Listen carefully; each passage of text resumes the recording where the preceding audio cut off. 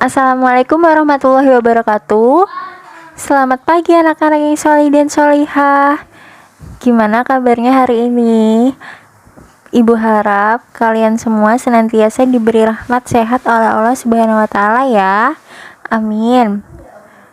Sebelum pembelajaran dimulai, mari kita membaca doa bersama-sama. Bismillahirrahmanirrahim. Baik, hari ini kita akan mempelajari tema 2, menyayangi tumbuhan dan hewan. Subtema 1, manfaat tumbuhan bagi kehidupan manusia. Kita akan mempelajari tentang muatan bahasa Indonesia. Pembahasannya yaitu tentang dongeng. Yang pertama akan Bu Regina bahas yaitu tentang pengertian dongeng. Dongeng merupakan cerita hayalan yang bercerita tentang kehidupan pada zaman dahulu kala. Dongeng biasanya berisi pesan atau amanat. Tokoh pada dongeng biasanya manusia, hewan, atau tumbuhan. Dongeng juga memiliki alur cerita yang sederhana. Alur adalah rangkaian peristiwa dalam cerita. Contoh dongeng yang terkenal di Indonesia yaitu Lutung Kasarung, Bawang Merah dan Bawang Putih, serta Maling Kundang. Ayo simak dongeng berikut. Pohon pepaya dan pohon kelapa. Seorang raja yang bijaksana memiliki kebun yang sangat luas. Di kebun raja yang bijaksana, tumbuhlah pohon pepaya dan pohon kelapa. Kedua pohon itu dirawat oleh penjaga kebun yang baik. Pada suatu hari, kedua pohon itu sedang bercakap-cakap. Hai pepaya, lihatlah tubuhku yang tinggi ini. Tahukah kamu, akulah pohon yang paling disukai oleh manusia. Tidak ada pohon lain yang dapat menandingi kehebatanku, kata si kelapa. Semua bagian tubuhku bermanfaat bagi manusia. Buahku dapat dimakan. Jika sudah tua, buahku dapat dijadikan bahan masakan. Oleh karena pepaya diam saja, kelapa semakin menyombongkan diri. Ia berkata, batang tubuhku sangat kuat. Manusia dapat membuat jembatan dengan memanfaatkannya. Daun-daunku yang rindang dapat dijadikan pembungkus ketupat. Manusia juga dapat membuat sapu dari tangkai daun yang kupunyai ini. Hebat bukan? Pepaya terdiam. Ia tidak ingin membantah perkataan kelapa. Mengapa kau diam saja, pepaya? Apa kelebihanmu? Pepaya menghela nafas. Ia lalu berkata, setiap pohon memiliki kelebihan sendiri, kelapa. Aku tidak ingin merepotkan si penjaga kebun. Ketika panen, aku tidak ingin membuatnya kesusahan mengambil buahku. Oleh karena itu, pohonku tidak terlalu tinggi, sehingga ia bisa meraihnya dengan tangan saja. Ketika anak raja sakit, daunku dapat direbus untuk mengobati penyakitnya. Buahku juga manis dan dapat melancarkan pencernaan. Kelapa terdiam. Ia menyadari bahwa pepaya benar. Setiap pohon memiliki kelebihan dan kekurangan. Ia pun meminta maaf pada pepaya.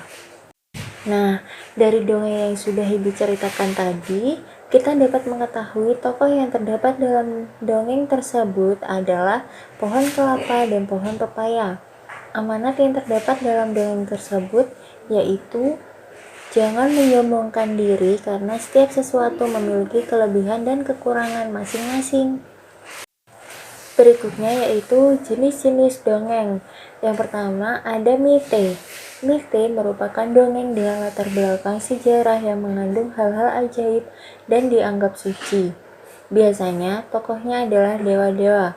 Kedua yaitu legenda. Legenda merupakan dongeng mengenai peristiwa sejarah suatu nama daerah atau asal-usul daerah.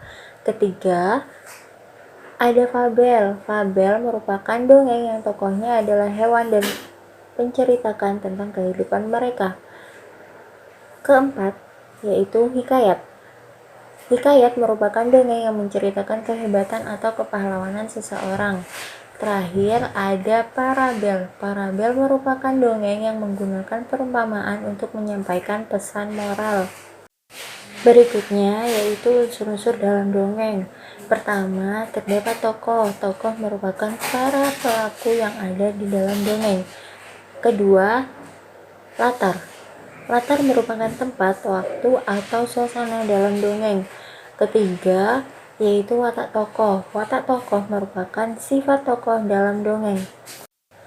Keempat, yaitu alur. Alur merupakan rangkaian peristiwa dalam dongeng. Dan yang terakhir, pesan atau amanat.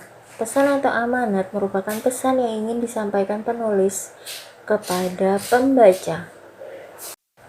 Berikutnya yaitu mengenali karakter tokoh dalam dongeng. Setiap tokoh dalam dongeng memiliki karakter atau watak yang berbeda-beda. Ada karakter yang mendukung tokoh utama, ada karakter yang menentang tokoh utama, dan karakter yang netral, dalam artian tidak mendukung atau menentang tokoh utama. Tokoh dalam dongeng biasanya disampaikan secara langsung oleh pembuat dongeng, yaitu dengan memberi nama atau sebutan. Karakter tokoh dalam dongeng ditemukan dengan berbagai cara, antara lain sebagai berikut. Yang pertama, disampaikan secara langsung oleh pembuat dongeng.